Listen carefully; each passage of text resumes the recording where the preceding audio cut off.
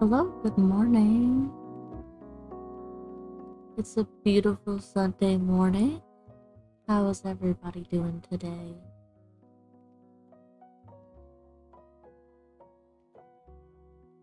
I'm still kind of sleepy and kind of waking up, but we're here to read a book. Nothing better than a good book and a good cup of coffee on a beautiful Sunday morning.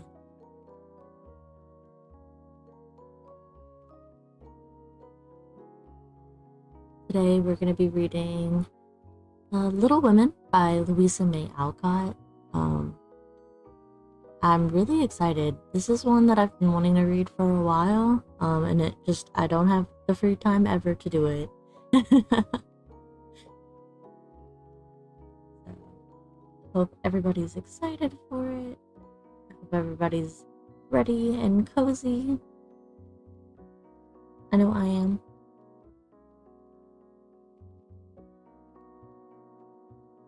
I say that, my coffee's already starting to kind of go cold, but it's fine. Nothing wrong with a cold coffee sometimes.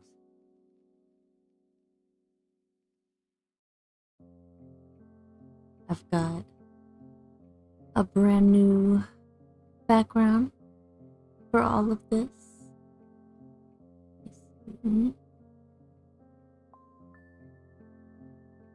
Oh, good morning, Resin. A little EP, but I'll have you on in the background while I work. That is exactly the point. I'm happy that you're here. That's all I could ask for. And let me go ahead and pull up this book. Cha-cha! I've already scrolled down to the very beginning and skipped all of the...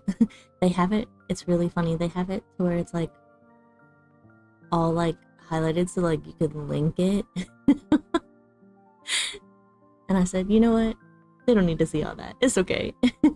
That's a lot. We're just gonna get to the book.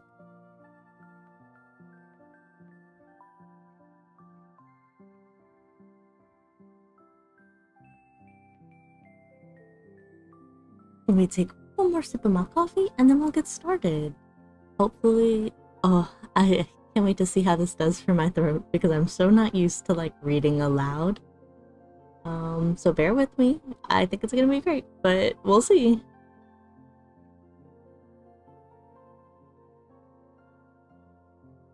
Okay.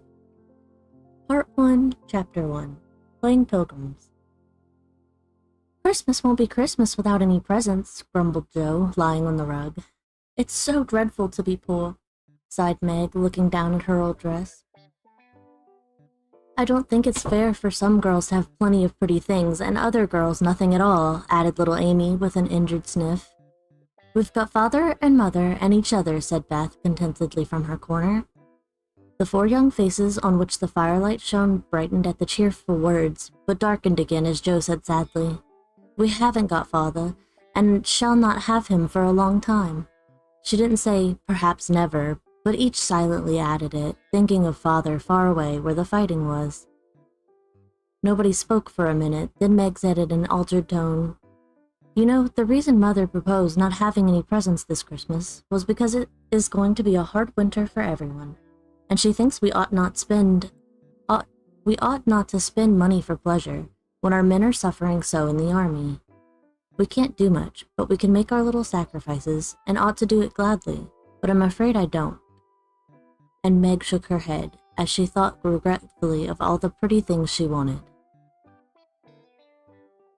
But I don't think the little we should spend would do any good. We've each got $1, and the army wouldn't be much helped by our giving that. I agree not to expect anything from Mother or you, but I do want to buy Undine and Cintron for myself. I've wanted it so long, said Joe, who was a bookworm. It's gonna take some getting used to scrolling and reading. I plan to spend mine in new music, said Beth, with a little sigh, which no one heard but the hearth brush and kettle holder. I shall get a nice box of Faber's drawing pencils. I really needed them, said Amy decidedly. Mother didn't say anything about our money, and she won't wish us to give up everything. Let's each buy what we want and have a little fun." "I'm sure we work hard enough to earn it," cried Jo, examining the heels of her shoes in a gentlemanly manner. "I know I do, teaching those tiresome children nearly all day when I'm longing to enjoy myself at home," began Meg, in the complaining tone again. "You don't have half such a hard time as I do," said Jo. "How would you like to be shut up for hours with a nervous, fussy old lady who keeps you trotting, is never satisfied, and worries you till you're ready to fly out the window or cry?" "It's naughty to fret, but I do think washing dishes and keeping things tidy is the worst work in the world. It makes me cross, and my hands get so stiff I can't practice well at all." And Beth looked at her rough hands with a sigh that anyone could hear that time. "I don't believe any of you suffer as I do," cried Amy, "for you don't have to go to school with impertinent girls who plague you if you don't know your lessons, and laugh at your dresses, and label your father if he isn't rich, and insult you when your nose isn't nice." "If you mean libel, I'd say so, and not talk about labels as if Papa was a pickle bottle," advised Jo, laughing. "I know what I mean, and you needn't be satirical about it. It's proper to use good words and improve your vocabulary," returned Amy with dignity. "Don't peck at one another, children. Don't you wish we had the money Papa lost when we were little, Jo? Dear me, how happy and good we'd be if we had no worries," said Meg, who could remember better times. "You said the other day you thought we were a deal happier than the King children, for they were fighting and fretting all the time in spite of their money." "So I did, Beth. Well, I think we are, for though we do have to work, we make fun of ourselves, and we are a pretty jolly set, as Jo would say." "Jo does use such slang words," observed Amy, with a reproving look at the long figure stretched on the rug. Jo immediately sat up, put her hands in her pockets, and began to whistle. "Don't, Jo, it's so boyish. That's why I do it. I detest rude, unladylike girls. I hate affected niminy-piminy chits." "Birds in their little nests agree," sang Beth, the peacemaker, with such a funny face that both sharp voices seemed to laugh, and the pecking ended for that time. "Really, girls, you are both to be blamed," said Meg, beginning to lecture in her elder sisterly fashion. "You are old enough to leave off boyish tricks and to behave better, Josephine. It didn't matter so much when you were a little girl, but now you are so tall and turn up your hair, you should remember that you are a young lady." "I'm not, and if turning up my hair makes me one, I'll wear it in 2 tails till I'm 20, cried Jo, pulling off her net and shaking down a chestnut mane. "I hate to think I've got to grow up and be Miss March and wear long gowns and look as prim as a China Aster. It's bad enough to be a girl anyway when I like boys' games and work and manners. I can't get over my disappointment in not being a boy, and it's worse than ever now, for I'm dying to go and fight with Papa, and I can only stay home and knit like a poky old woman." And Jo shook the blue army sock till the needles rattled like castanets, and her ball bounded across the room. "Poor Jo, it's too bad, but it can't be helped. So you must try and be contented with making your name boyish and playing brother to us girls," said Beth, stroking the rough head with a hand that all the dishwashing and dusting in the world could not make ungentle in its touch.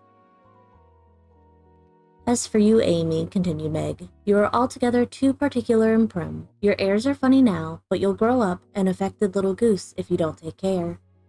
I like your nice manners and refined way of speaking, when you don't try to be elegant, but your absurd words are as bad as Jo's slang. If Jo is a tomboy and Amy a goose, what am I, please?" asked Beth, ready to share the lecture. "You're a dear and nothing else," answered Meg warmly, and no one contradicted her, for the mouse was the pet of the family. As young readers like to know how people look, we will take this moment to give them a little sketch of the 4 sisters, who sat knitting away in the twilight while the December snow fell quietly without, and the fire crackled cheerfully within. It was a comfortable room, though the carpet was faded and the furniture very plain, for a good picture or 2 hung on the walls, books filled the recesses, chrysanthemums and Christmas roses bloomed in the windows, and a pleasant atmosphere of home peace pervaded it. Margaret, the eldest of four, was 16 and very pretty, being plump and fair with large eyes, plenty of soft brown hair, a sweet mouth, and white hands, of which she was rather vain.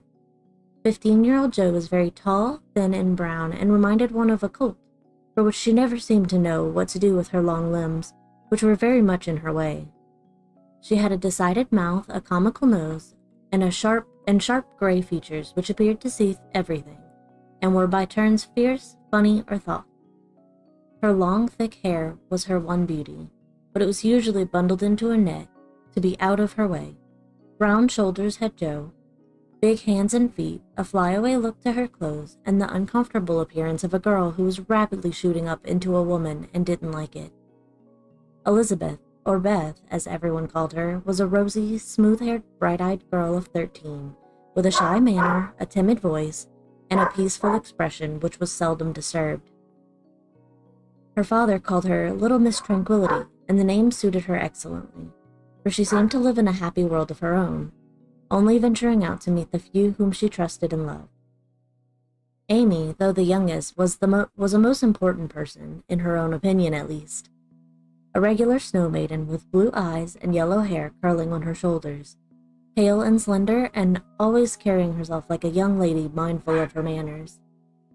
What the characters of the four sisters were, we will leave to be found out.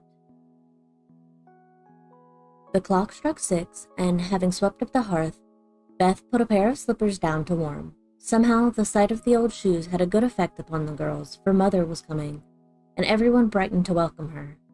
Meg stopped lecturing and lighted the lamp. Amy got out of the easy chair without being asked, and Jo forgot how tired she was as she sat up to hold the slippers nearer to the blaze. They are quite worn out. Marmee must have a new pair. I thought I'd get her some with my dollar, said Beth. No, I shall, cried Amy. I'm the oldest, began Meg, but Jo cut in with a decided, I'm the man of the family now Papa is away, and I shall provide the slippers, for he told me to take special care of Mother while he was gone. I'll tell you what we'll do, said Beth. Let's each get her something for Christmas and not get anything for ourselves. That's like you, dear. What will we get? Exclaimed Jo. Everyone thought somberly for a minute. Then Meg announced, as if the idea was suggested by a sight of her own pretty hands. I shall give her a nice pair of gloves. Army shoes, best to be had, cried Jo. Some handkerchiefs, all hemmed, said Beth. I'll get a little bottle of cologne. She likes it, and it won't cost much, and I'll have some left to buy my pencils, added Amy.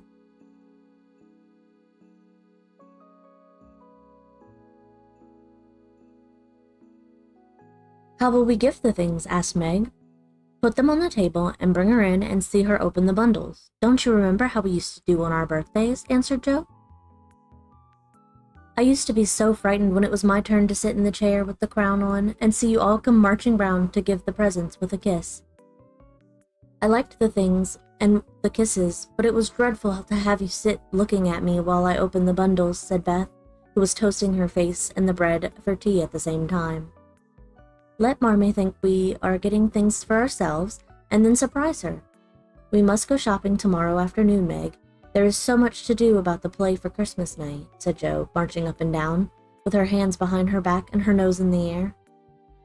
I don't mean to act any more after this time. I'm getting too old for such things, observed Meg, who was as much a child as ever about dressing up frolics. You won't stop, I know, as long as you can trail round in a white gown with your hair down and wear gold paper jewelry. You are the best actress we've got, and there will be an end of everything if you quit the boards, said Jo. We ought to rehearse tonight. Come here, Amy, and do the fainting scene, for you are as stiff as a poker in that. I can't help it. I never saw anyone faint, and I don't choose to make myself all black and blue tumbling flat as you do. If I can go down easily, I'll drop. If I can't, I shall fall into a chair and be graceful.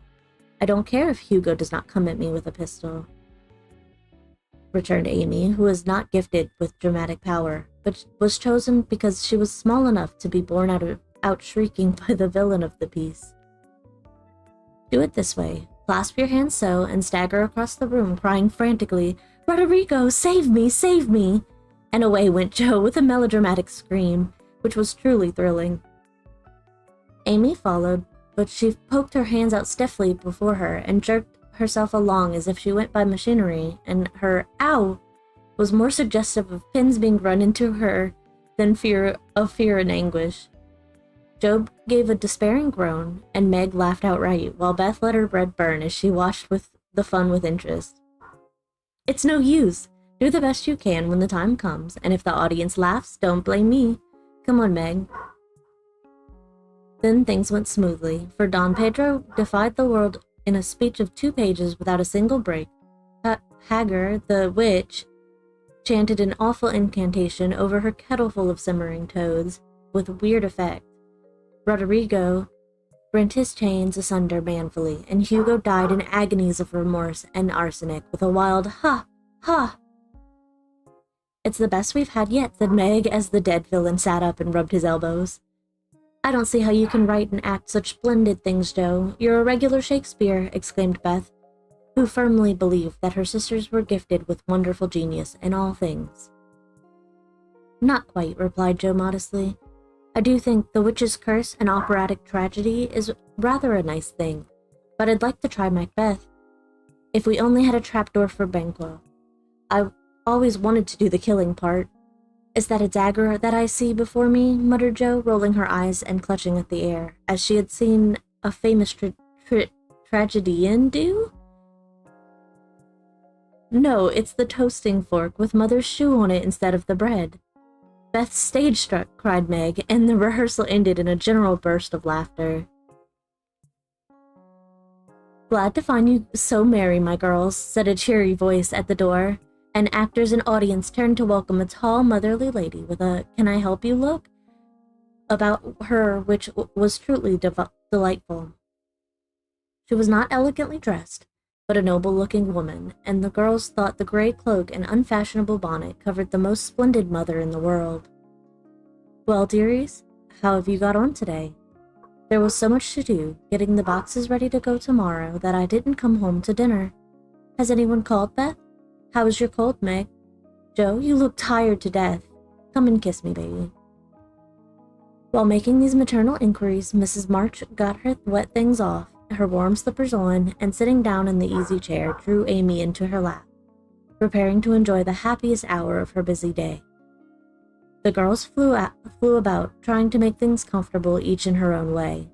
Meg arranged the tea table, Joe brought wood and set chairs, dropping, overturning, and clattering everything she touched. Beth trotted to and fro between parlor kitchen, quiet and busy, while Amy gave directions to everyone as she sat with her hands folded. As they gathered about the table, Mrs. March said with a particularly happy face, "I've got a treat for you after supper." A quick, bright smile went round like a streak of sunshine. Beth clapped her hands regardless of the biscuit she held, and Joe tossed up her napkin, crying, "A letter! A letter! 3 cheers for Father!" "Yes, a nice long letter. He is well and thinks he shall get through the cold season better than we feared. He sends all sorts of loving wishes for Christmas and an especial message for you, to you girls." And Mrs. March patting her pocket as if she had got a treasure there. "Hurry and get done. Don't stop to quirk your little finger and simper over your plate, Amy," cried Joe, choking on her tea and dropping her bread, butter side down on the carpet in her haste to get at the treat. Beth ate no more, but crept away to sit in her shadowy corner and brood over the delight to come, till the others were ready. "I think it was so splendid in Father to go as chaplain when he was too old to be drafted, and not strong enough for a soldier," said Meg warmly. "Don't I wish I could go as a drummer, a vivan? What's its name? Or a nurse, so I could be near him and help him," exclaimed Joe with a groan. "It must be very disagreeable to sleep in a tent and eat all sorts of bad things, and drink out of a tin mug," sighed Amy. "When will he come home, Marie?" asked Beth with a little quiver in her voice. "Not for many months, dear, unless he is sick. He will stay and do his work faithfully as long as he can, and we won't ask for him to come back a minute sooner than he can be spared. Now come and hear the letter." They all drew to the fire, Mother in the big chair with Beth at her feet, Meg and Amy perched into the arm of the chair, and Joe leaning on the back, where no one would see any sign of emotion if the letter should happen to be touching. Very few letters were written in those hard times that were not touching, especially those which father sent home. In this one little was said of the hardships endured, the dangers faced, or the homesickness conquered. It was a cheerful, hopeful letter, full of lively descriptions of camp life, marches, and military news, and only at the end did the writer's heart overflow with fatherly love and longing for the little girls at home. Give them all of my dear love and a kiss. Tell them I think of them by day, pray for them by night, and find my best comfort in their affection at all times. A year seems very long to wait before I see them, but remind them that while we wait, we may all work so that these hard days need not be wasted. I know they will remember all I said to them, that they will be loving children to you, will do their duty faithfully, fight their bosom enemies bravely, and conquer themselves so beautifully that when I come back to them, I may be fonder and prouder than ever of my little women. Everybody sniffed when they came to that part. Jo wasn't ashamed of the great tear that dropped off the end of her nose, and Amy never minded the rumpling of her curls as she hid her face on her mother's shoulder and sobbed out, I am a selfish girl, but I'll truly try to be better, so he may be disappointed in me by and by.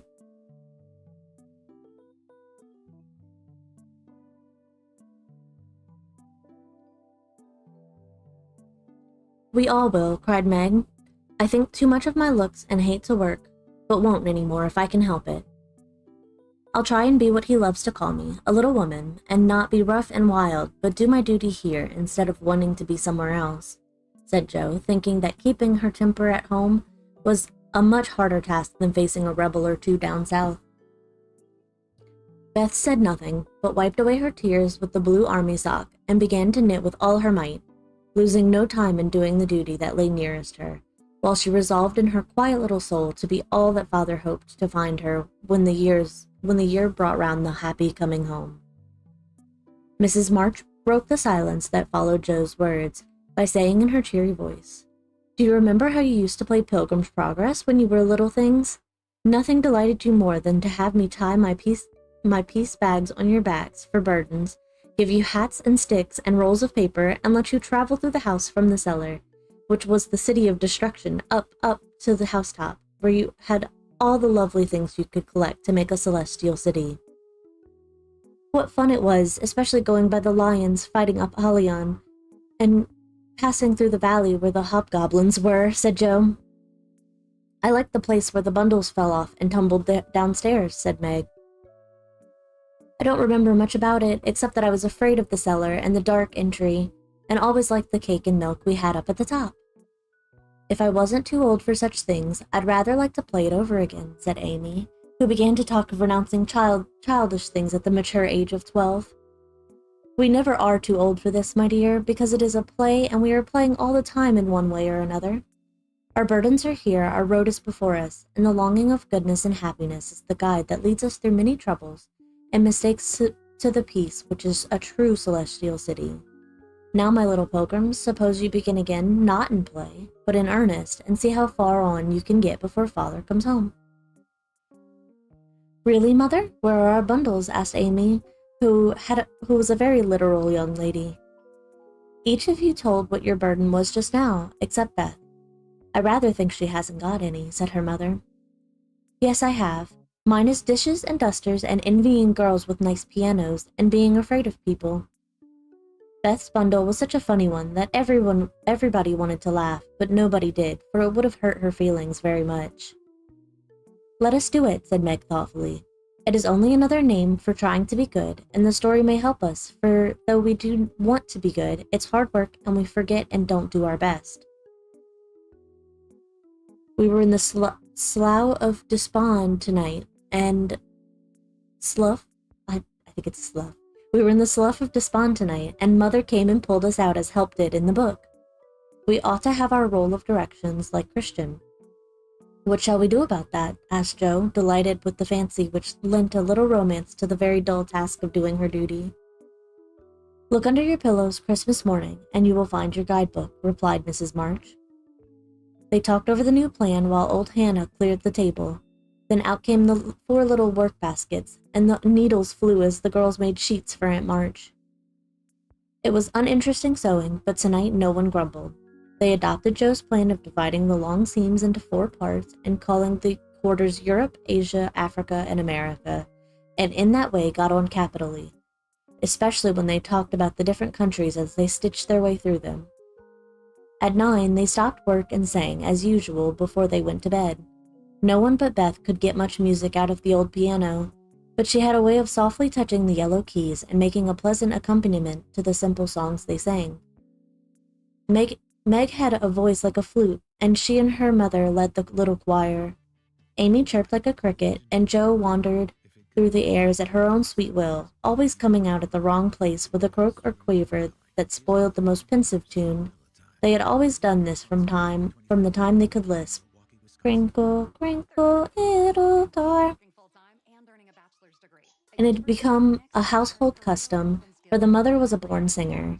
The first sound in the morning was her voice as she went about the house singing like a lark, and the last sound at night was the same cheery sound, for the girls never grew too old for that familiar lullaby. And that's the first chapter. Take a sip of my coffee.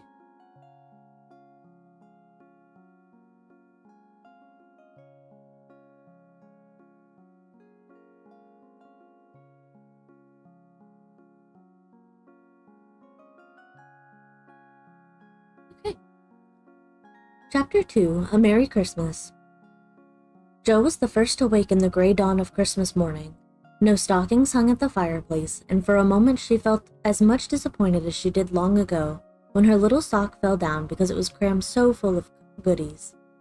Then she remembered her mother's promise, and, slipping her hand under her pillow, drew out a little crimson-covered book. She knew it very well, and it was that beautiful old story of the best life ever lived, and Jo felt that it was a true guidebook for any pilgrim going on a long journey. She woke Meg with a "Merry Christmas" and bade her see what was under her pillow. A green-covered book appeared with the same picture inside and a few words written by their mother, which made their one present very precious in their eyes. Presently, Beth and Amy woke to rummage and find their little books also, one dove-colored, the other blue, and all sat looking at and talking about them while the east grew rosy with the coming day. In spite of her small vanities, Margaret had a sweet and pious nature, which unconsciously influenced her sisters, especially Jo, who loved her very tenderly and obeyed her because the advice was so gently given. "Girls," said Meg seriously, looking from the tumbled head beside her to the 2 little night-capped ones in the room beyond. "Mother wants us to read and love and mind these books, and we must begin at once. We used to be faithful about it, but since Father went away and all this war troubles unsettled us, we have neglected many things. You can do as you please, but I shall keep my book on the table here and read a little every morning as soon as I wake, for I know it will do me good and help me through the day." Then she opened her new book and began to read. Jo put her arm around her and, leaning cheek to cheek, read also, with her quiet expression so seldom seen on her restless face. "How good Meg is! Come, Amy, let's do as they do. I'll help you with the hard words, and they'll explain things if we don't understand," whispered Beth, very much impressed by the pretty books and her sister's example. "I'm glad mine is blue," said Amy, and then the rooms were still very still while the pages were softly turned, and the winter sunshine crept in to touch the bright heads and serious faces with a Christmas greeting. "Where is Mother?" asked Meg, as she and Jo ran down to thank her for the gifts, half an hour later. "Goodness only knows. Some poor creetur came a-beggin', and your ma went straight off to see what was needed. There was never such a woman for giving away victuals and drink, clothes and firin'," replied Hannah, who lived with the family since Meg was born, and was considered by them all more as a friend than a servant. "She will be back soon, I think, so fry your cakes and have everything ready," said Meg, looking over the presents, which were collected in a basket and kept under the sofa, ready to produce at the proper time. "Why, where is Amy's bottle of cologne?" she added, as the little flask did not appear. She took it out a minute ago and went off with it to put a ribbon on it, or some such notion," replied Joe, dancing about the room to take the first stiffness off the new army slippers. "How nice my handkerchiefs look, don't they? Hannah washed and ironed them for me, and I marked them all myself," said Beth, looking proudly at the somewhat uneven letters which had cost her such labor. "Bless the child, she's gone and put Mother on them instead of M. March. How funny," cried Joe, taking one up. "Isn't that right? I thought it better to do so, because Meg's initials are M.M., and I don't want anyone to use these but Marmee," said Beth, looking troubled. "It's all right, dear. A very pretty idea, quite sensible too, for no one can ever mistake now. It will please her very much, I know," said Meg, with a frown for Joe and a smile for Beth. "There's Mother. Hide the basket, quick!" cried Joe as a door slammed and steps sounded in the hall. Amy came in hastily and looked rather abashed when she saw her sisters all waiting for her. "Where have you been, and what are you hiding behind you?" asked Meg, surprised to see her by her hood and cloak that lazy Amy had been out so early. "Don't laugh at me, Joe. I didn't mean anyone should know till the time came. I only meant to change the little bottle for a big one, and I gave all my money to get it, and I'm truly trying not to be selfish anymore." As she spoke, Amy showed the handsome flask which replaced the cheap one, and looked so earnest and humble in her little effort to forget herself that Meg hugged her on the spot, and Joe pronounced her a trump, while Beth ran to the window and picked her finest rose to ornament the stately bottle. "You see, I felt ashamed of my present after reading and talking about being good this morning, so I ran round the corner and changed it the minute I was up, and I'm so glad, for mine is the handsomest now." Another bang of the street door sent the basket under the sofa and the girls to the table, eager for breakfast. "Merry Christmas, Marmee, many of them. Thank you for our books. We read some and mean to every day," they all cried in chorus.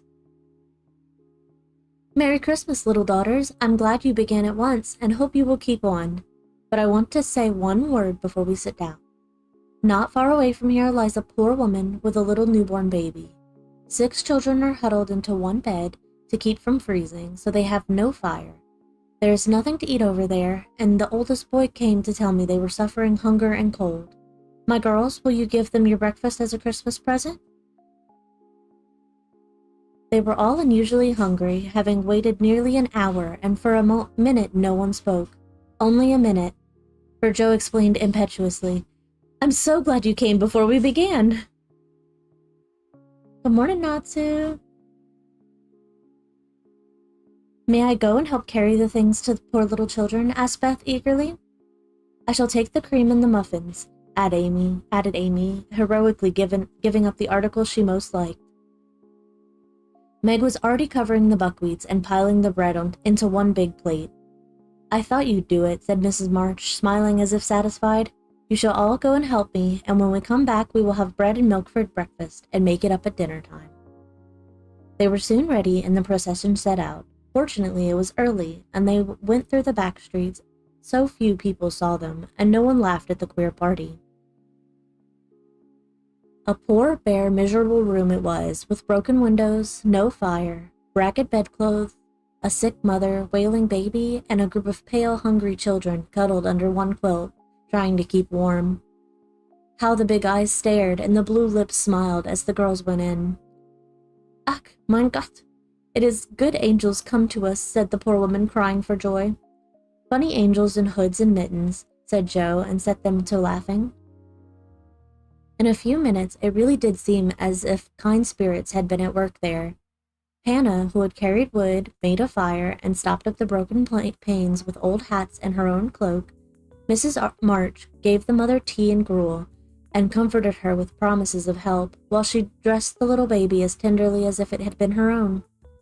The girls meantime spread the table, set the children round the fire, and fed them like so many hungry birds, laughing, talking, and trying to understand the funny broken English. "Das ist gut. Die Enkelkinder," cried the poor things as they ate and warmed their purple hands at the comfortable blaze.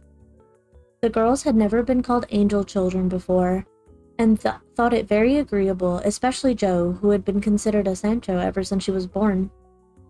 That was a very happy breakfast, though they didn't get any of it. And when they went away, leaving comfort behind, I think there were not in all the city 4 merrier people than the hungry little girls who gave away their breakfast and contented themselves with bread and milk on Christmas morning. That's loving our neighbor better than ourselves, and I like it, said Meg as they set out their presents while their mother was upstairs collecting clothes for the poor Hummels.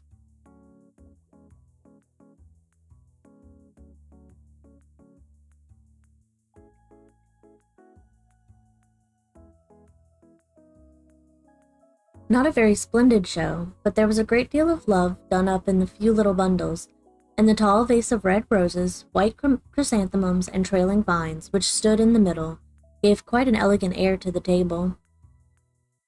She's coming! Strike up, Beth! Open the door, Amy! 3 cheers for Marmee! Cried Joe, prancing about while Meg went to conduct Mother to the seat of honor.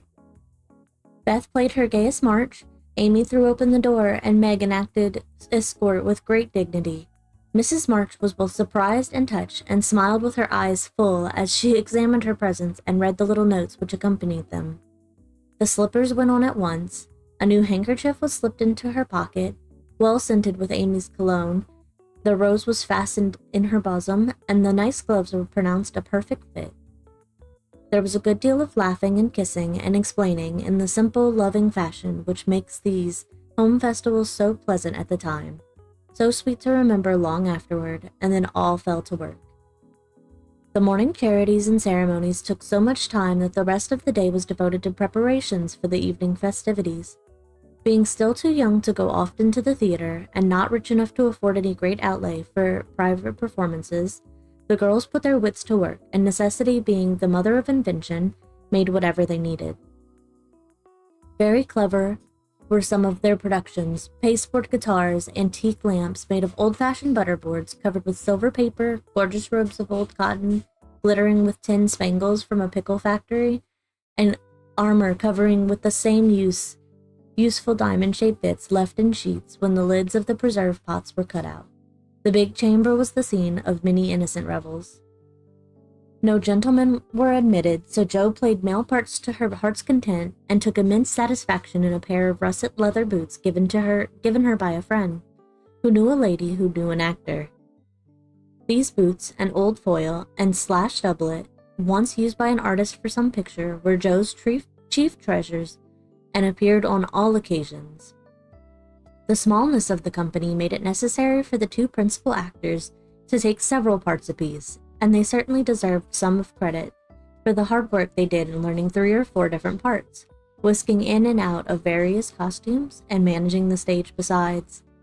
It was excellent drill for their memories, a harmless amusement, and employed many hours which otherwise would have been idle, lonely, or spent in less profitable society. On Christmas night, a dozen girls piled into the bed, which was the dress circle, and sat before the blue and yellow chintz curtains in a most flattering state of expectancy.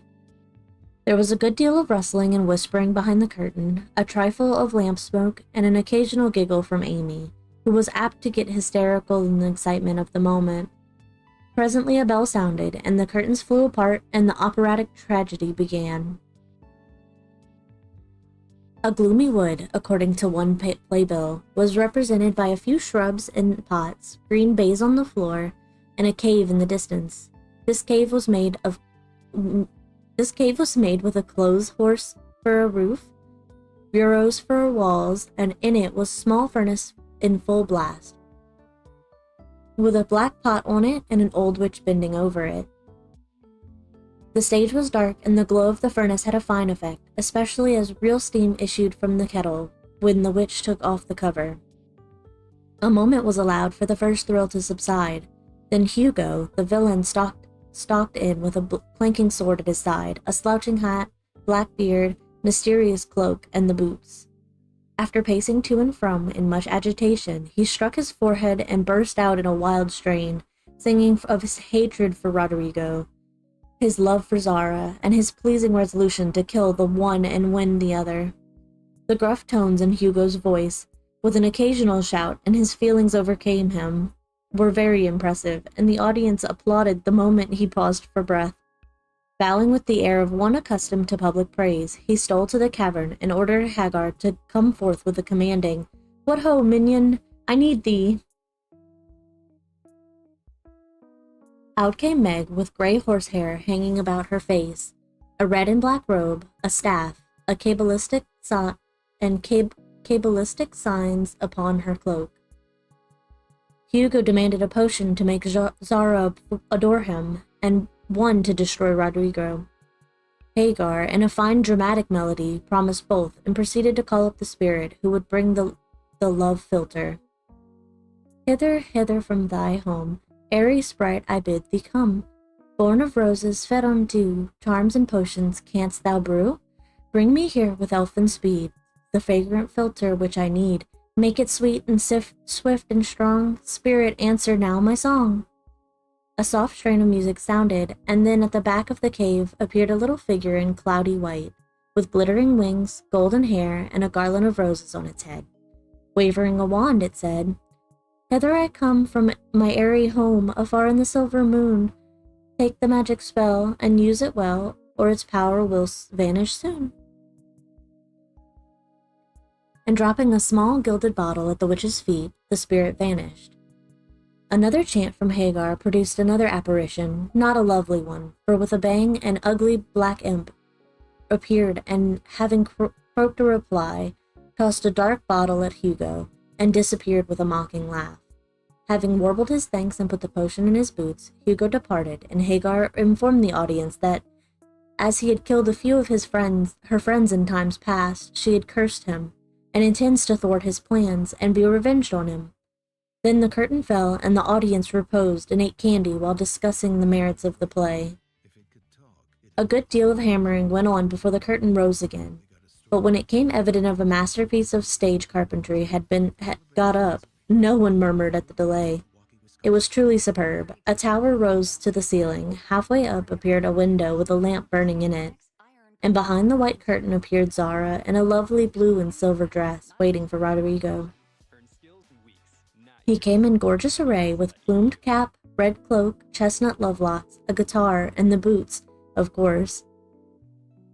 Kneeling at the foot of the tower, he sang a serenade in melting tones. Zara replied, after a musical dialogue, consented to fly.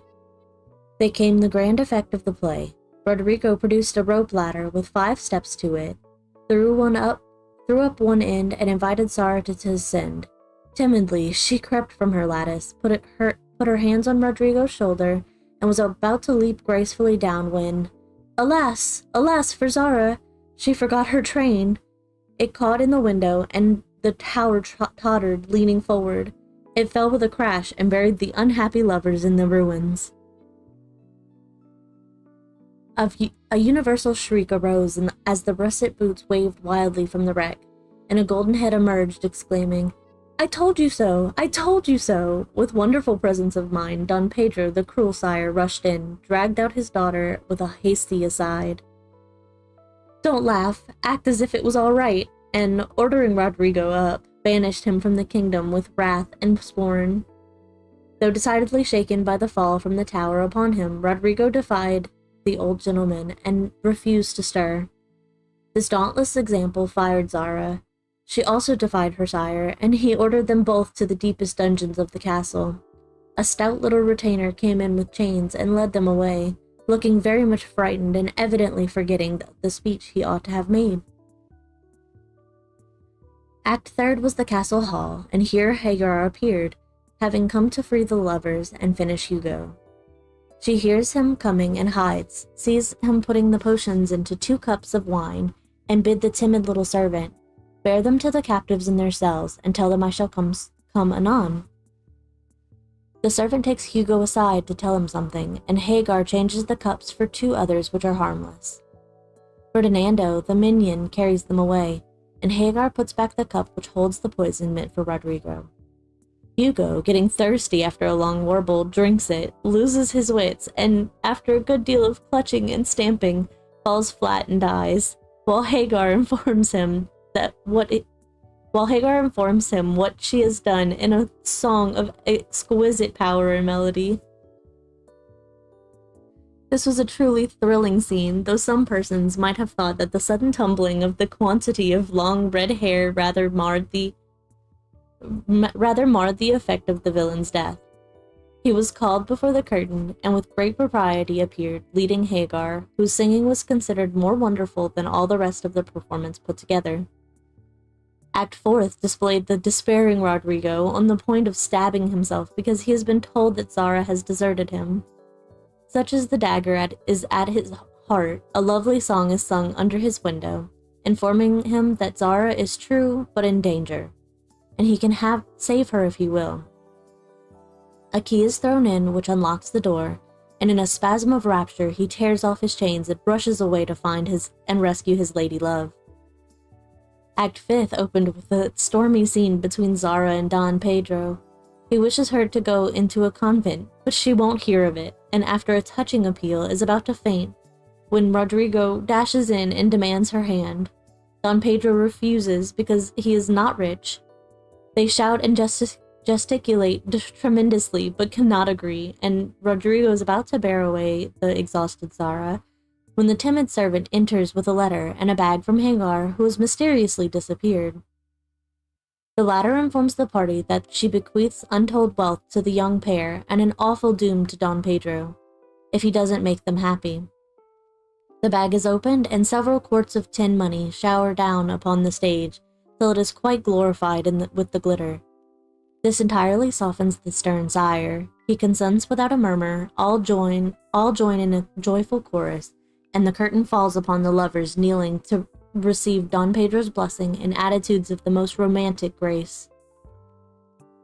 Tumultuous applause followed, but received an unexpected check, for the cot bed on which the dress circle was built suddenly shut up and extinguished the enthusiastic audience. Rodrigo and Don Pedro flew to the rescue, and all were taken out unhurt, though many were speechless with laughter. The excitement had hardly subsided when Hannah appeared with Mrs. March compliments, and would the ladies walk down to supper. This was a surprise even to the actors, and when they saw the table, they looked at one another in rapturous amazement. It was like Marmite to get a little treat for them, but anything so fine as this was unheard of since the departed days of plenty. There was ice cream, actually 2 dishes of it, pink and white, and cake and fruit and distracting French bonbons, and, in the middle of the table, 4 great bouquets of hothouse flowers. It quite took their breath away, and they stared first at the table, and then at their mother, who looked as if she enjoyed it immensely. "Is it fairies?" asked Amy. "Santa Claus," said Beth. Mother did it, and Meg smiled her sweetest, in spite of her gray beard and white eyebrows. "Aunt March had a good fit and sent the supper," cried Joe, with a sudden inspiration. "All wrong. Old Mr. Lawrence sent it," replied Mrs. March. "The Lawrence boy's grandfather. What in the world put such a thing into his head? We don't know him," explained Meg. "Hannah told one of his servants about your breakfast party. He is an odd old gentleman, but that pleased him. He knew my father's years ago, and he sent me a polite note this afternoon, saying he hoped I would allow him to express his friendly feeling toward my children by sending them a few trifles in honor of the day. I could not refuse, and so you have a little feast at night to make up for the bread and milk breakfast." "That boy put it into his head. I know he did. He's a capital fellow, and I wish he could get acquainted. He looks as if he'd like to know us, but he's bashful, and Meg is so prim she won't let me speak to him when we pass," said Joe as the plates went around, and the ice began to melt out of sight with oohs and ahs of satisfaction. "You mean the people who live in the big house next door, don't you?" asked one of the girls. "My mother knows old Mr. Lawrence, but says he's very proud and doesn't like to mix with his neighbors. He keeps his grandson shut up when he isn't riding or walking with his tutor, and makes him study very hard. We invited him to our party, but he didn't come. Mother said he's very nice, though he never speaks to us girls. Our cat ran away once, and he brought her back, and we talked over the fence, and we were getting on capitally, all about cricket and so on, when he saw Meg coming and walked off. I mean to know him some day, for he needs fun. I'm sure he does," said Joe decidedly. I like his manners, and he looks like a little gentleman, so I've no objection to your knowing him if a proper opportunity comes. He brought the flowers himself, and I should have asked him in if I had been sure what was going on upstairs. He looked so wistful as he went away, hearing the frolic and evidently having none of his own. It's a mercy you didn't, Mother, laughed Joe, looking at her boots. But we'll have another place sometime that he can see. Perhaps he'll help act. Wouldn't that be jolly? I never had such a fine bouquet before. How pretty it is. And Meg examined her flowers with great interest. They are lovely, but Beth's roses are sweeter to me, said Mrs. March, smelling the half-dead posy in her belt. Beth nestled up to her and whispered softly, I wish I could send a bunch to Father. I'm afraid he isn't having such a Merry Christmas as we are.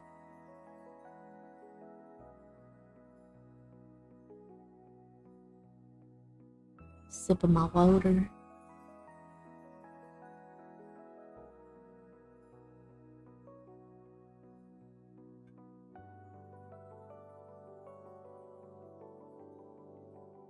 I had to drop my cup. Oh my god. Okay. Chapter 3, The Lawrence Boy. Joe, where are you? Cried Meg at the foot of the garret stairs. Here, answered a husky voice from above, and running up, Meg found her sister eating apples and crying over the air of Redcliffe, wrapped up in the comforter of an old three-legged sofa by the sunny window. This was Joe's favorite refuge, and here she loved to retire with half a dozen russets and a nice book, to enjoy the quiet and society of a pet rat who lived nearby and didn't mind her a particle. As Meg appeared, Scrabble whisked into his hole. Joe shook the tears off her cheeks and waited to hear the news. Such fun! Only see! A regular note of invitation from Mrs. Gardner for tomorrow night, cried Meg, waving the precious paper and then proceeding to read it with girlish delight. Mrs. Gardner would be happy to see Miss March and Miss Josephine at a little dance on New Year's Eve. Marmee is willing we should go. Now, what shall we wear? What's the use of asking that when you know we shall wear our poplins, because we haven't got anything else? Answered Joe with her mouth full. If I only had a silk, sighed Meg. Mother says I may when I am 18 perhaps, but 2 years is an everlasting time to wait. I'm sure our pops look like silk, and they are nice enough for us. Yours is as good as new, but I forgot the burn and the tear in mine. Whatever shall I do? The burn shows badly, and I can't take any out. You must sit still all you can and keep your back out of sight. The front is all right. I shall have a new ribbon for my hair, and Marmee will lend me her little pearl pin. And my new slippers are lovely, and my gloves will do, though they aren't as nice as I'd like. Mine are spoiled with lemonade, and I can't get any new ones, so I shall have to go without, said Joe, who never troubled herself much about dress. You must have gloves or I won't go, cried Meg decidedly. Gloves are more important than anything else. You can't dance without them, and if you don't, I should be so mortified. Then I'll stay still. I don't care much for company dancing. It's no fun to go sailing round. I like to fly about and cut capers. You can't ask Mother for new ones, they are so expensive, and you are so careless. She said when you spoiled the others that she shouldn't get you any more this winter. Can't you make them do?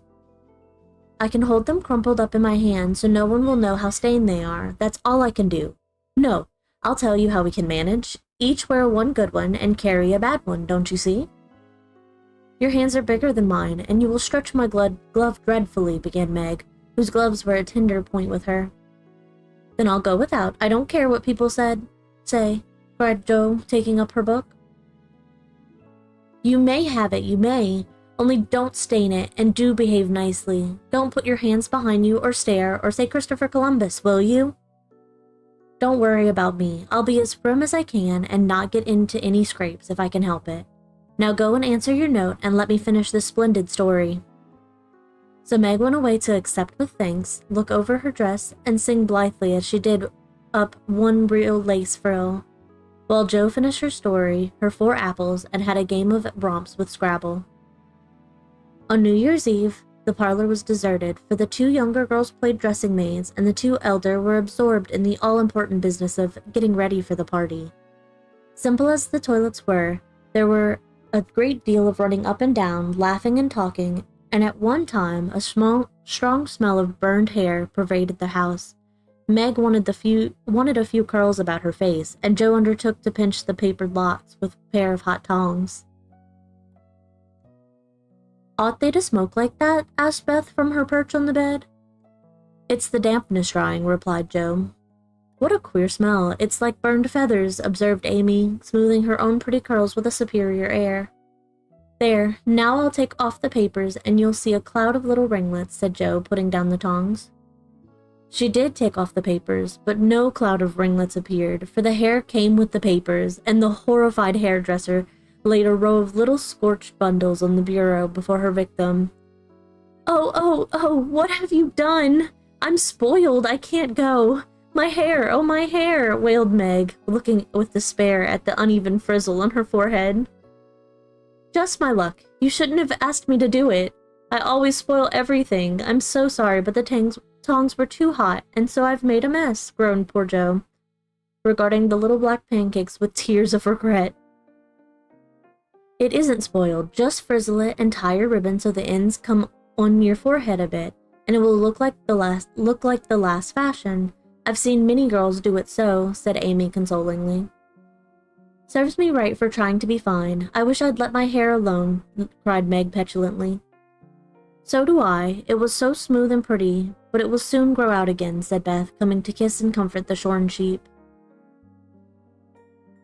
After various lesser mishaps, Meg was finished at last, and by the united exertions of the entire family, Joe's hair was got up, and her dress on. They looked very well in their simple suits, Meg's in a silvery drab, with a blue velvet snood, lace frills, and the pearl pin. Joe in maroon with a stiff gentlemanly linen collar, and a white chrysanthemum or 2 for her only ornament. Each put on one nice light glove, and carried one soiled one, and all pronounced the effect quite easy and fine. Meg's high-heeled slippers were very tight and hurt her, though she would not own it, and Joe's 19 hairpins all seemed stuck straight into her head, which was not exactly comfortable, but dear me, let us be elegant or die. "Have a good time, dearies," said Mrs. March as the sisters went daintily down the walk. "Don't eat much supper, and come away at 11 when I send Hannah for you." As the gate clashed behind them, a voice cried from a window, Girls, have you both got nice pocket handkerchiefs?" Yes, spandy nice, and Meg has cologne on hers," cried Joe, adding with a laugh as they went on, "I do believe Marmee would ask that if we were all running away from an earthquake." "It is one of her aristocratic tastes, and quite proper, for a real lady is always known by neat boots, gloves, and handkerchief," replied Meg, who had a good many little aristocratic tastes of her own. "Now don't forget to keep the bad breath out of sight, Joe. Is my sash right, and does my hair look bad?" said Meg as she turned from the glass in Miss Gardiner's dressing room after a prolonged prank. "I know I shall forget. If you see me doing anything wrong, just remind me by a wink, will you?" returned Joe, giving her collar a twitch and her head a hasty brush. "No, winking isn't ladylike. I'll lift my eyebrows if anything is wrong, and nod if you are all right. Now hold your shoulders straight and take short steps, and don't shake hands if you are introduced to anyone. It isn't the thing." "How do you learn all the proper ways? I never can. Isn't that music gay?" Down they went, feeling a trifle timid, for they seldom went to parties, and informal as this little gathering was, it was an event to them. Mrs. Gardiner, a stately old lady, greeted them kindly and handed them over to the eldest of her 6 daughters. Meg knew Sally and was at her ease very soon, but Joe, who didn't care much for girls or girlish gossip, stood about with her back carefully against the wall, and felt as much out of place as a colt in a flower garden. Half a dozen jovial lads were talking about skates in another part of the room, and she longed to go and join them, for skating was one of the joys of her life.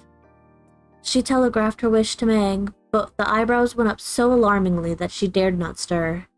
No one came to talk to her, and one by one the group dwindled away till she was left alone. She could not roam about and amuse herself, for the burned breath would show. So she stared at people rather forlornly till the dancing began.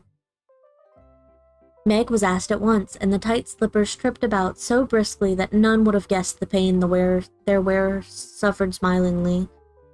Jo saw a big red-headed youth approaching her corner, and fearing he meant to engage her, she slipped into a curtained recess, intending to peep and enjoy herself in peace.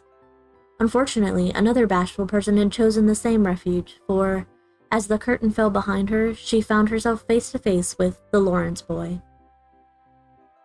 "Dear me, I didn't know anyone was here," stammered Jo, preparing to back out as speedily as she had bounced in. But the boy laughed and said pleasantly, though he looked a little startled, "Don't mind me, stay if you'd like." "Shan't I disturb you?" "Not a bit. I only came here because I don't know many people and I felt rather strange at first, you know." "So did I. Don't go away, please, unless you'd rather." The boy sat down again and looked at his pumps, till Jo said, trying to be polite and easy, "I think I've had the pleasure of seeing you before. You live near us, don't you?" "Next door," and he looked up and laughed outright, for Jo's prim manner was rather funny when he remembered how they had chatted about cricket when he brought the cat home. That put Jo at ease, and she laughed too, as she said, in her heartiest way, "We did have such a good time over your nice Christmas present." "Grandpa sent it. But you put it into his head, didn't you now?" "How is your cat, Miss March?" asked the boy, trying to look sober while his black eyes shone with fun. "Nicely, thank you, Mr. Lawrence. But I am not Miss March. I am only Jo," returned the young lady. "I'm not Mr. Lawrence. I'm only Laurie." "Laurie Lawrence, what an odd name." "My first name is Theodore, but I don't like it, for the fellows call me Dora, so I made them say Laurie instead." "I hate my name too, so sentimental. I wish everyone would say Jo instead of Josephine. How did you make the boys stop calling you Dora?" "I thrashed them." "I can't thrash Aunt March, so I suppose I shall have to bear it," said Jo, resigned herself with a sigh. "Don't you like to dance, Miss Jo?" asked Laurie, looking as if he thought the name suited her. "I like it well enough if there is plenty of room and everyone is lively. In a place like this, I'm sure to upset something, tread on people's toes, or do something dreadful, so I keep out of mischief and let Meg sail about. Don't you dance?" "Sometimes. You see, I've been abroad a good many years, and haven't been into company enough yet to know how you do things here." "Abroad?" cried Jo. "Oh, tell me about it. I love dearly to hear people describe their travels." Laurie didn't seem to know where to begin, but Jo's eager questions soon set him going, and he told her how he had been at school in Vevey, where the boys never wore hats, and had a fleet of boats on the lake, and for holiday fun went on walking trips about Switzerland with their teachers. "Don't I wish I'd been there?" cried Jo. "Did you go to Paris?" "We spent last winter there." "Can you talk French?" "We were not allowed to speak anything else at Vevey." "Do say some. I can read it, but can't pronounce." "Y'all, I don't know if I can pronounce this in French."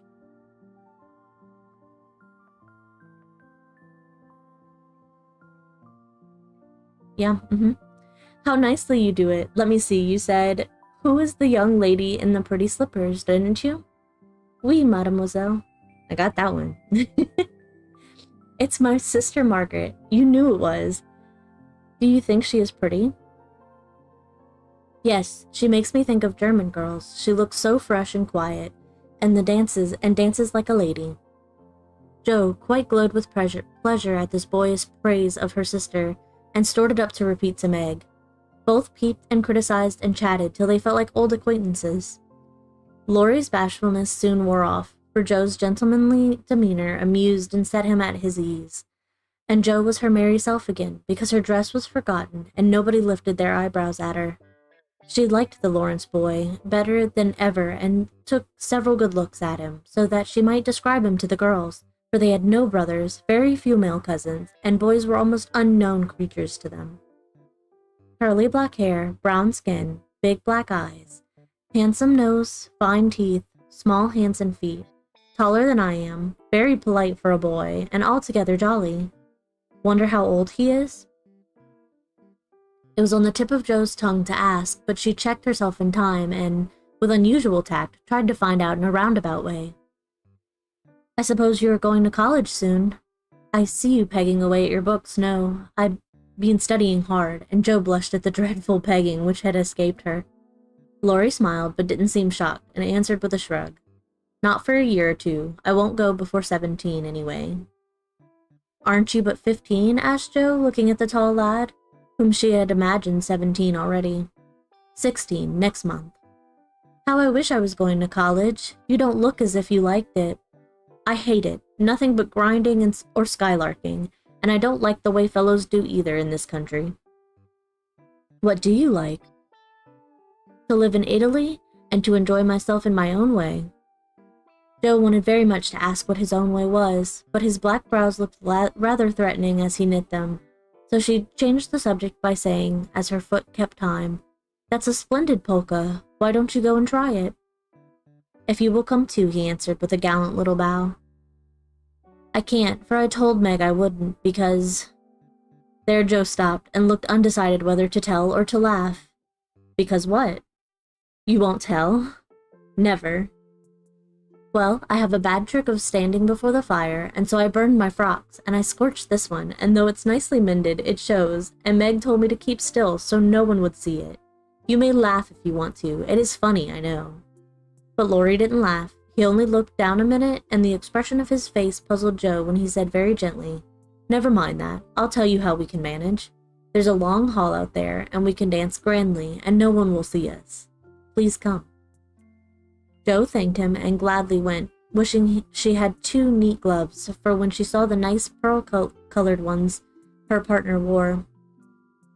The hall was empty, and they had a grand polka, for Laurie decided well and taught her the German step, which delighted Joe, being full of swing and spring. When the music stopped, they sat down on the stairs to get their breath, and Laurie was in the midst of an account of a students' festival at Heidelberg when Meg appeared in search of her sister. She beckoned, and Joe reluctantly followed her into a side room, where she found her on a sofa, holding her foot and looking pale. I've sprained my ankle. That stupid high heel turned and gave me a sad wrench. It aches so, I can hardly stand, and I don't know how I'm ever going to get home, she said, rocking to and fro in the pain. I knew you'd hurt your feet with those silly shoes. I'm sorry, but I don't see what you can do except get a carriage or stay here all night, answered Joe, softly rubbing the poor ankle as she spoke. I can't have a carriage without its costing ever so much. I dare say I can't get one at all, for most people come in their own. And it's a long way to the stable, and no one to send. I'll go. No, indeed. It's past 9 and dark as Egypt. I can't stop here, for the house is full. Sally has some girls staying with her. I'll rest till Hannah comes, and then do the best I can. I'll ask Laurie. He will go, said Joe, looking relieved as the idea occurred to her. Mercy, no! Don't ask or tell anyone. Get me my rubbers and put these slippers with our things. I can't dance any more, but as soon as supper is over, watch for Hannah and tell me the minute she comes. They are going out to supper now. I'll stay with you if you'd rather. I'll stay with you, I'd rather. No, dear, run along and bring me some coffee. I'm so tired I can't stir. So Meg reclined with rubbers well hidden, and Joe went blundering away to the dining room, which she found after going into a china closet and opening the door of a room where old Mr. Gardner was taking a little private refreshment. Making a dart at the table, she secured the coffee, which she immediately spilled, thereby making the front of her dress as bad as the back. Oh dear, what a blunderbuss I am, exclaimed Joe, finishing Meg's glove by scrubbing her gown with it. Can I help you? Said a friendly voice, and there was Laurie with a full cup in one hand and a plate of ice in the other. I was trying to get something for Meg, who is very tired, and someone shook me, and here I am in a nice state, answered Joe, glancing dismally from the stained skirt to the coffee-colored glove. Too bad. I was looking for someone to give this to. May I take it to your sister? Oh, thank you. I'll show you where she is. I don't offer to take it myself, for I should only get into another scrape if I did. Joe led the way, and as if used to waiting on ladies, Lori drew up to the little table, brought a second installment of coffee and ice for Joe, and was so obliging that even particular Meg pronounced him a nice boy. They had a merry time over the bonbons and mottos, and were in the midst of a quiet game of buzz with 2 or 3 other young people who had strayed in, when Hannah appeared. Meg forgot her foot and rose so quickly that she was forced to catch hold of Joe with an exclamation of pain. "Hush, don't say anything," she whispered, adding aloud, "It's nothing. I turned my foot a little, that's all," and limped upstairs to put her things on. Hannah scolded, Meg cried, and Joe was at her wits' end till she decided to take things into her own hands. Slipping out, she ran down and, finding a servant, asked if he could get her a carriage. It happened to be a hired waiter who knew nothing about the neighborhood, and Joe was looking round for help when Laurie, who had heard what she said, came up and offered his grandfather's carriage, which had just come for him, he said. "It's so early, you can't mean to go yet," began Joe, looking relieved but hesitating to accept the offer. "I always go early, I do, truly. Please let me take you home. It's all on my way, you know, and it rains, they say." That settled it, and telling him of Meg's mishap, Joe gratefully accepted and rushed up to bring down the rest of the party. Hannah hated rain as much as a cat does, so she made no trouble, and they rolled away in the luxurious close carriage, feeling very festive and elegant. Laurie went on the box so Meg could keep her foot up, and girls talked over their party in freedom. "I had a capital time, did you?" asked Joe, rumpling up her hair and making herself comfortable. "Yes, till I hurt myself. Sally's friend, Annie Moffat, took a fancy to me and asked me to come and spend a week with her when Sally does. She is going in the spring when the opera comes, and it will be perfectly splendid if Mother only lets me go," answered Meg, cheering up at the thought. "I saw you dancing with the red-headed man I ran away from. Was he nice?" "Oh, very. His hair is auburn, not red, and he was very polite, and I had a delicious redowa with him. He looked like a grasshopper in a fit when he did the new step. Laurie and I couldn't help laughing. Did you hear us?" "No, but it was very rude. What were you about all that time, hidden away there?" Joe told her adventures, and by the time she had finished, they were at home. With many thanks, they said goodnight and crept in, hoping to disturb no one, but the instant their door creaked, 2 little nightcaps bobbed up, and 2 sleepy but eager voices cried out, Tell about the party! Tell about the party!" With what Meg called a great want of manners, Joe had saved some bonbons for the little girls, and they soon subsided after hearing the most thrilling events of the evening. "I declare, it really seems like being a fine young lady to come home from the party in a carriage and sit in my dressing gown with a maid to wait on me," said Meg, as Joe bounded up her foot with arnica and brushed her hair. "I don't believe fine young ladies enjoy themselves a bit more than we do, in spite of our burned hair, old gowns, 1 glove apiece, and tight slippers that sprain our ankles when we are silly enough to wear them. And I think Joe was right."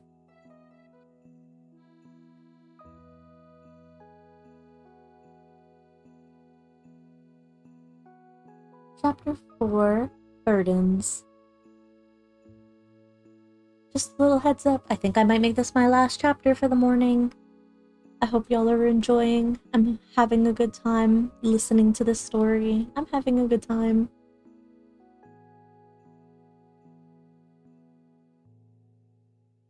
Let me take a sip of water, and then we'll read this chapter. And we'll listen to this advertisement, because I'm poor.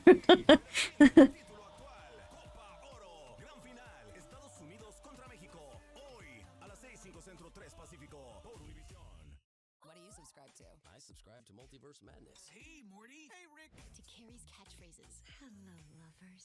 On Prime Video, I subscribe to Max. Paramount Plus. BET Plus. All the channels I love. Okay. Prime Video. Chapter 4, Burdens. Available next. "Oh dear, how hard it does seem to take up our packs and go on," sighed Meg the morning after the party. For now the holidays were over, the week of merrymaking did not fit her for going on easily with the tasks she never liked. "I wish it was Christmas or New Year's all the time. Wouldn't it be fun?" answered Joe, yawning dismally. We shouldn't enjoy ourselves half so much as we do now. But it does seem so nice to have little suppers and bouquets, and go to parties and drive home and read and rest, and not work. It's like other people, you know, and I always envy girls who do such things. I'm so fond of luxury, said Meg, trying to decide which of two shabby gowns was the least shabby. Well, we can't have it, and so don't let us grumble, but shoulder our bundles and trudge along as cheerfully as Marmee does. I'm sure Aunt March is a regular old man of the sea to me, but I suppose that I've learned to carry her without complaining. She will tumble off and get so light that I shan't mind her. This idea tickled Jo's fancy and put her in good spirits, but Meg didn't brighten, for her burden, consisting of 4 spoiled children, seemed heavier than ever. She had not heart enough even to make herself pretty as usual by putting on a blue neck ribbon and dressing her hair in the most becoming way. Where's the use of looking nice when no one sees me but these and no one cares whether I'm pretty or not? She muttered, shutting her drawer with a jerk. I shall have to toil and moil all my days, with only little bits of fun now and then, and get old and ugly and sour because I'm poor and can't enjoy my life as other girls do. It's a shame. So Meg went down wearing an injured look and wasn't at all agreeable at breakfast time. Everyone seemed rather out of sorts and inclined to croak. Beth had a headache and lay on the sofa trying to comfort herself with the cat and 3 kittens. Amy was fretting because her lessons were not learned and she could not find her rubbers. Jo would whistle and make great racket getting ready. Mrs. March was very busy trying to finish a letter, which must go at once, and Hannah had the grumps for being up late didn't suit her. There never was such a cross family, cried Jo, losing her temper when she had upset an inkstand, broken both bootlacings, and sat down upon her hat. You're the crossest person in it, returned Amy, washing out the sum that was all wrong with the tears that had fallen on her slate. Beth, if you don't keep these horrid cats down cellar, I'll have them drowned, exclaimed Meg angrily as she tried to get rid of the kitten, which had scrambled up her back and stuck like a bird just out of reach. Jo laughed, Meg scolded, Beth implored, and Amy wailed because she couldn't remember how much 9 times 12 was. Girls, do be quiet 1 minute. I must get this off by the early mail, and you drive me distracted with your worry, cried Mrs. March, crossing out the 3rd spoiled sentence in her letter. There was a momentary lull, broken by Hannah, who stalked in, laid 2 hot turnovers on the table, and stalked out again. These turnovers were an institution, and the girls called them muffs, for they had no others and found the hot pies very comforting to their hands on cold mornings. Hannah never forgot to make them, no matter how busy or grumpy she might be, for the walk was long and bleak. The poor things got no other lunch and were seldom home before 2. Cuddle your cats and get over your headache, Bethy. Goodbye, Marmee. We are a set of rascals this morning, but we'll come home regular angels. Now then, Meg. And Jo tramped away, feeling the pilgrims were not setting out as they ought to do. They always looked back before turning the corner, for their mother was always at the window to nod and smile, and they waved her hand to them. Somehow it seemed as if they couldn't have got through the day without that, for whatever their mood might be, the last glimpse of that motherly face was sure to affect them like sunshine. If Marmee shook her fist instead of kissing her hand to us, it would serve us right, for more ungrateful wretches than we are were never seen, cried Jo, taking a remorseful satisfaction in the snowy walk and bitter wind. Don't use such dreadful expressions, replied Meg from the depths of the veil in which she had shrouded herself like a nun sick of the world.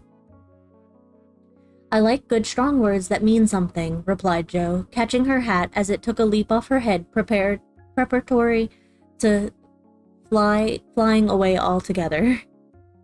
Call yourself any names you like, but I am neither a rascal nor a wretch, and I don't choose to be called so.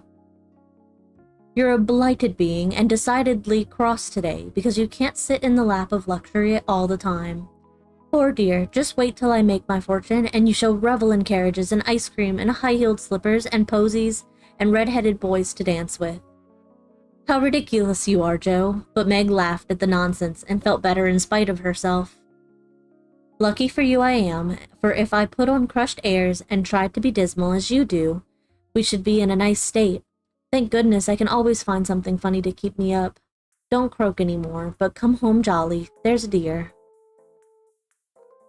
Jo gave her sister an encouraging pat on the shoulder as they parted for the day, each going a different way. Each hugging her little warm turnover, and each trying to be cheerful in spite of wintry weather, hard work, and the unsatisfied desires of pleasure-loving youth. When Mr. March lost his property in trying to help an unfortunate friend, the two oldest girls begged to be allowed to do something toward their own support at least. Believing that they could not begin too early to cultivate energy, industry, and independence, their parents consented, and both fell to work with a hearty goodwill, which in spite of all obstacles is sure to succeed at last. Margaret found a place as nursery governess, and felt rich with her small salary. As she said, she was fond of luxury, and her chief trouble was poverty. She found it harder to bear than the others because she could remember a time when home was beautiful, life full of ease and pleasure, and want of any kind unknown. She tried not to be envious or discontented, but it was very natural that the young girls should long for pretty things, gay friends, accomplishments, and a happy life. At the King's, she daily saw all she wanted, for the children's older sisters were just out, and Meg caught frequent glimpses of dainty ball dresses and bouquets, heard lively gossip about theaters, concerts, sleighing parties, and merrymakings of all kinds, and saw money lavishing on trifles which would have been so precious to her.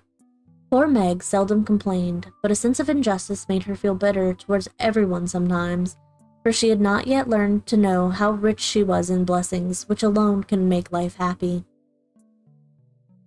Jo happened to suit Aunt March, who was lame and needed an active person to wait upon her.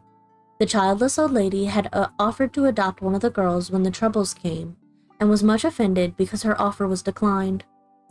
Other friends told the Marches that they had lost all chance of being remembered in the rich old lady's will, but the unworldly Marches only said, "We can't give up our girls for a dozen fortunes. Rich or poor, we will keep together and be happy in one another."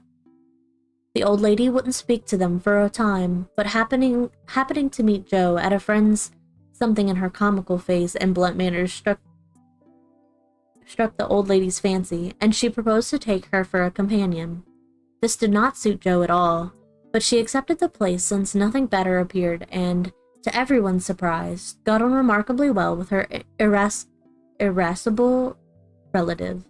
There was an occasional tempest, and once Jo marched home declaring she couldn't bear it any longer, but Aunt March always cleared up quickly and sent for her to come back with such urgency that she could not refuse, for in her heart she rather liked the peppery old lady. I suspect that the real attraction was a large library of fine books, which was left to dust and spiders since Uncle March died. Jo remembered the kind old gentleman who used to let her build railroads and bridges with his big dictionaries, tell her stories about queer pictures in his Latin books, and buy her cards of gingerbread whenever he met her in the street. The dim, dusty room with the busts staring down from the tall bookcases, the cozy chairs, the globes, and best of all, the wilderness of books, in which she could wander there she liked, made the library a region of bliss to her. The moment Aunt March took her nap, or was busy with company, Jo hurried to this quiet place, and curling herself up in the easy chair, devoured poetry, romance, history, travels, and pictures like a regular bookworm. But like all happiness, it did not last long, for as sure as she had just reached the heart of the story, the sweetest verse of a song, or the most perilous adventure of her traveler, a shrill voice called, "Josephine! Josephine!" and she had to leave her paradise to wind yarn, wash the poodle, or read Belsham's essays by the hour together. Jo's ambition was to do something very splendid. What it was she had no idea as yet, but left it for time to tell her, and meanwhile found her greatest affliction in the fact that she couldn't read, run, and ride as much as she liked. A quick temper, sharp tongue, and restless spirit were always getting her into scrapes, and her life was a series of ups and downs, which were both comic and pathetic. But the training she received at Aunt March's was just what she needed, and the thought that she was doing something to support herself made her happy in spite of the perpetual Josephine. Beth was too bashful to go to school. It had been tried, but she suffered so much that it was given up, and she did her lessons at home with her father. Even when he went away and her mother was called to devote her skill and energy to soldiers' aid societies, Beth went faithfully on by herself and did the best she could. She was a housewifely little creature and helped Hannah keep home neat and comfortable for the workers, never thinking of any reward but to be loved. Long, quiet days she spent, not lonely or idle, for her little world was peopled with imaginary friends, and she was by nature a busy bee. There were 6 dolls to be taken up and dressed every morning, for Beth was a child still, and loved her pets as well as ever. Not one whole or handsome one among them. All were outcasts till Beth took them in, for when her sisters outgrew these idols, they passed to her because Amy would have nothing old or ugly. Beth cherished them all, the more tenderly for that very reason, and set up a hospital to infirm dolls. No pins were ever stuck into their cotton vitals, no harsh words or blows were ever given them, no neglect ever saddened the heart of the most repulsive, but all were fed and clothed, nursed and caressed with an affection which never failed. One forlorn fragment of dollanity had belonged to Joe, and, having led a tempestuous life, was left a wreck but in the rag bag, from which dreary poorhouse it was rescued by Beth and taken to her refuge. Having no top to its head, she tied on a neat little cap, and as both arms and legs were gone, she hid these deficiencies by folding it in a blanket and devoting her best bed to this chronic invalid. If anyone had known the care lavished on that dolly, I think it would have touched their hearts, even while they laughed. She brought it bits of bouquets, she read to it, took it out to breathe fresh air. Hidden under her coat, she sang it lullabies and never went to bed without kissing its dirty face and whispering tenderly, "I hope you'll have a good night, my poor dear." Beth had her troubles as well as the others, and not being an angel but a very human little girl, she often wept a little weep, as Joe said, because she couldn't take music lessons and have a fine piano. She loved music so dearly, tried so hard to learn, and practiced away so patiently at the jingling old instrument, and that it did seem as if someone, not to hint Aunt March, ought to help her. Nobody did, however, and nobody saw Beth wipe tears off the yellow keys that wouldn't keep in tune when she was all alone. She sang like a little lark about her work, never was too tired for Marmee and the girls, and day after day said hopefully to herself, "I know I'll get my music sometime, if I'm good." There are many Beths in the world, shy and quiet, sitting in corners till needed, and living for others so cheerfully that no one sees the sacrifices till the little cricket on the hearth stops chirping, and the sweet sunshiny present vanishes, leaving silence and shadow behind. If anybody had asked Amy what the greatest trial of her life was, she would have answered at once, "My nose." When she was a baby, Joe had accidentally dropped her into the coal hod, and Amy insisted that the fall had ruined her nose forever. It was not big nor red like poor Petrea's. It was only rather flat, and all the pinching in the world could not give it an aristocratic point. No one minded it but herself, and it was doing its best to grow, but Amy felt deeply the want of a Grecian nose, and drew whole sheets of handsome ones to console herself. Little Raphael, as her sisters called her, had a decided talent for drawing and was never so happy when copying flowers, designing fairies, or illustrating stories with queer specimens of art.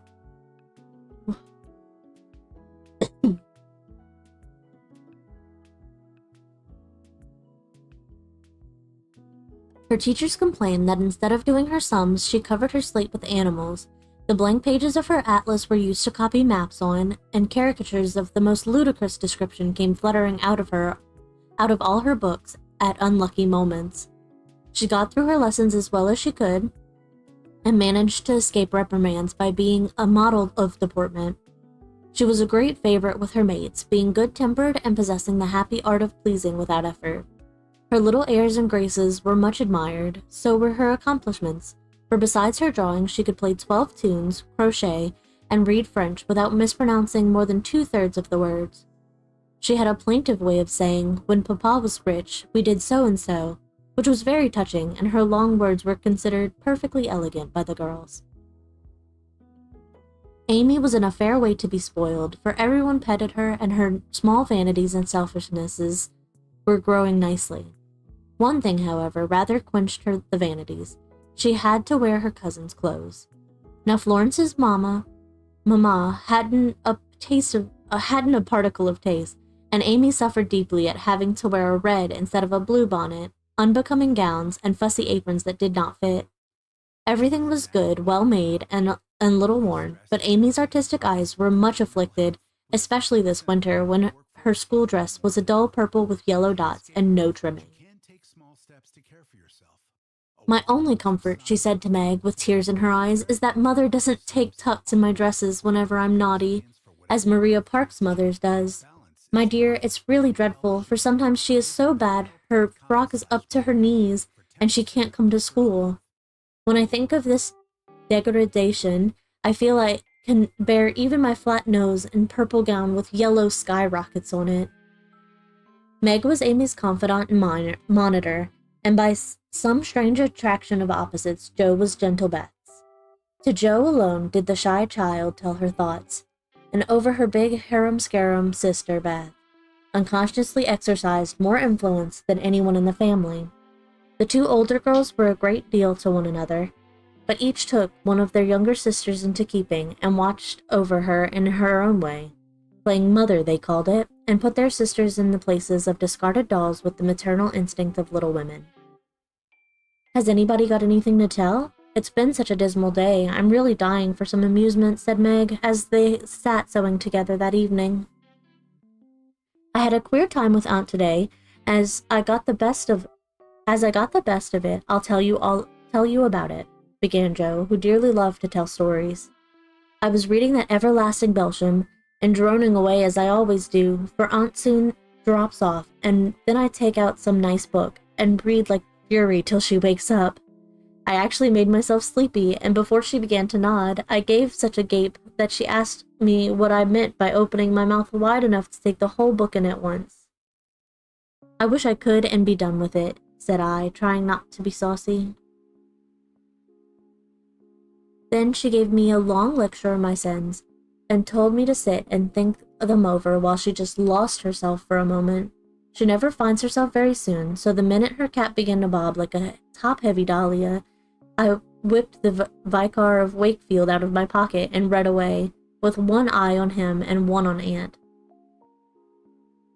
I just got to where they all tumbled into the water when I forgot and laughed out loud. Aunt woke up and being more good-natured after her nap, told me to read a bit and show what frivolous work I preferred to the worthy and instructive Belsham. I did my very best, and she liked it, though she only said, "I don't understand what it's all about. Go back and begin it, child." Back I went and made the primroses as interesting as ever I could.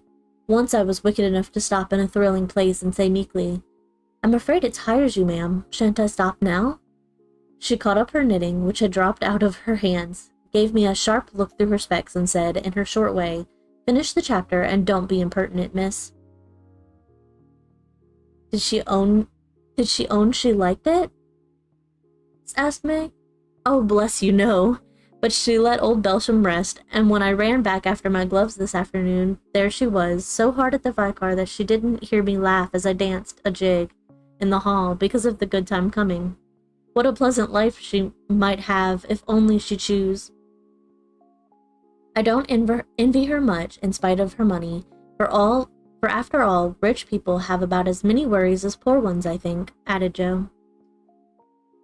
"That reminds me," said Meg, "I've got something to tell. It isn't funny like Jo's story, and I thought about it a good deal as I came home. At the King's today, I found everyone in a flurry, and one of the children said that her oldest brother had done something dreadful, and Papa had sent him away. I heard Mrs. King crying and Mr. King talking very loud, and Grace and Ellen turned away their faces when they passed me, so I shouldn't see how red and swollen their eyes were. I didn't ask any questions, of course, but I felt so sorry for them and was rather glad I hadn't any wild brothers to do wicked things and disgrace the family. I think being disgraced in school is a great deal tryinger than anything bad boys can do, said Amy, shaking her head, as if her experience of life had been a deep one. Susie Perkins came to school today with a lovely red carnelian ring. I wanted it dreadfully, and I wished I was her with all my might. Well, she drew a picture of Mr. Davis, with a monstrous nose and a hump, and the words, "Young ladies, my eyes upon you," coming out of his mouth in a balloon thing. We were laughing over it when all of a sudden his eye was on us, and he ordered Susie to bring up her slate. She was paralyzing with fright, but she went, and oh, what do you think he did? He took her by the ear, just fancy how horrid, and led her to the recitation platform and made her stand there half an hour holding the slate so everyone could see. Didn't the girls laugh at the picture? Asked Joe, who relished the scrape. Laugh? Not one. They sat still as mice, and Susie cried quarts. I know she did. I didn't envy her then, for I felt that millions of carnelian rings wouldn't have made me happy after that. I never should have got over such an agonizing mortification. And Amy went on with her work in the proud consciousness of virtue and successful utterance of 2 long words in a breath. I saw something I liked this morning, and I meant to tell it at dinner, but I forgot, said Beth, putting Joe's topsy-turvy basket in order as she talked. When I went to get some oysters for Hannah, Mr. Lawrence was in the fish shop, but he didn't see me, for I kept behind the fish barrel, and he was busy with Mr. Cutter the fishman. A poor woman came in with a pail and a mop, and asked Mr. Cutter if he would let her do some scrubbing for a bit of fish, because she hadn't any dinner for her children, and had been disappointed for a day's work. Mr. Cutter was in a hurry, and said no rather crossly. She was going away, looking hungry and sorry, when Mr. Lawrence hooked up a big fish with the crooked end of his cane and held it out to her. She was so glad and surprised she took it right into her arms and thanked him over and over. He told her to go along and cook it, and she hurried off, so happy. Wasn't it good of him? Oh, she did look so funny, hugging the big slippery fish and hoping Mr. Lawrence's bed in heaven would be easy.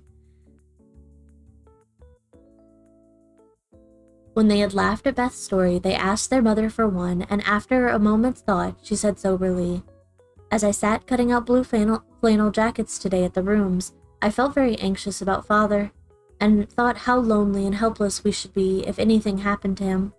It was not a wise thing to do, but I kept on worrying till an old man came in with an order for some clothes. He sat down near me, and I began to talk to him, for he looked poor and tired and anxious. 'Have you any sons in the army?' I asked, for the note he brought was not to me. 'Yes, ma'am, I had 4, but 2 were killed. One is a prisoner, and I'm going to the other, who is very sick in a Washington hospital,' he answered quietly. 'You have done a great deal for your country, sir,' I said, feeling respect now instead of pity. 'Not a mite more than I ought, ma'am. I'd go myself if I was any use. As I ain't, I give my boys and give 'em free.' He spoke so cheerfully, looked so sincere, and seemed so glad he gave his all, that I was ashamed of myself. I'd given one man and thought it too much, while he gave 4 without grudging them. I had all my girls to come for me at home, and his last son was waiting miles away to say goodbye to him, perhaps. I felt so rich, so happy thinking of my blessings, that I made him a nice bundle, gave him some money, and thanked him heartily for the lesson he had taught me. 'Tell another story, Mother, one with a moral to it like this. I like to think about them afterwards, if they are real and not too preachy,' said Joe after a minute's silence. Mrs. March smiled and began at once, for she had told stories to this little audience for many years and knew how to please them. Once upon a time, there were 4 girls who had enough to eat and drink and wear, a good many comforts and pleasures, kind friends and parents who loved them dearly, and yet they were not contented. Here the listeners stole sly looks at one another and began to sew diligently. These girls were anxious to be good and made many excellent resolutions, but they did not keep them very well and were constantly saying, if we only had this, or if we could only do that, quite forgetting how much they already had and how many things they could actually do. So they asked an old woman what spell they could use to make them happy, and she said, when you feel discontented, think over your blessings and be grateful. Here, Jo looked up quickly, as if about to speak, but changed her mind, seeing that the story was not done yet. Being sensible girls, they decided to try her advice, and soon were just surprised to see how well off they were. One discovered that money couldn't keep shame and sorrow out of rich people's houses. Another that, though she was poor, she was a great deal happier with her youth, health, and good spirits than a certain fretful, feeble old lady who couldn't enjoy her comforts. A third that, disagreeable as it was to help to get dinner, it was harder still to go begging for it. And the fourth, that even carnelian rings were not so valuable as good behavior. So they agreed to stop complaining, to enjoy the blessings already possessed, and try to deserve them, lest they should be taken away entirely instead of increased. And I believe they were never disappointed or sorry that they took the old woman's advice. Now, Marmee, that is very cunning of you to turn our own stories against us and give us a sermon instead of a romance, cried Meg. I like that kind of sermon. It's the sort Father used to tell us, said Beth thoughtfully, putting the needle straight on Jo's cushion. I don't complain near as much as the others do, and I shall be more careful than ever now, for I have had warning from Susie's downfall, said Amy morally. We need that lesson, and we won't forget it. If we do so, you just say to us as old Chloe did and Uncle Tom, think ob your Marcy's, chillin'. Think ob your Marcy's, added Jo, who could not for the life of her help getting a morsel of fun out of the little sermon, though she took it to heart as much as any of them. And that finishes up chapter 4. And I think that's where we're gonna stop for today. I can feel it in my throat. I'm like, ooh, that's a lot of reading. But I don't mind it. I'm really enjoying the story so far. It's so fun to read and get to know all of the little girls in it and all of their stories. Well, I hope everybody who was here enjoyed themselves. Obviously, if you missed it, the VOD will be up. It shouldn't give me any issue because the book is out of copyright, but if it does, I will troubleshoot and go from there. But I really have a good feeling about it. I don't think we're gonna have any troubles. Well, I hope everybody has a good day. And I will be working on my schedule this week. I will put that out at some point today, so look forward to that. We're gonna play probably some Stardew Valley this week, and then I'm gonna pick one of my new games to play, and we'll continue this next Sunday. So, thank you to everybody who joined me today. Taking a sip of my water.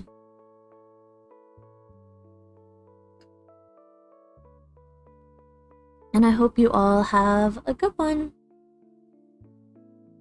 Bye-bye.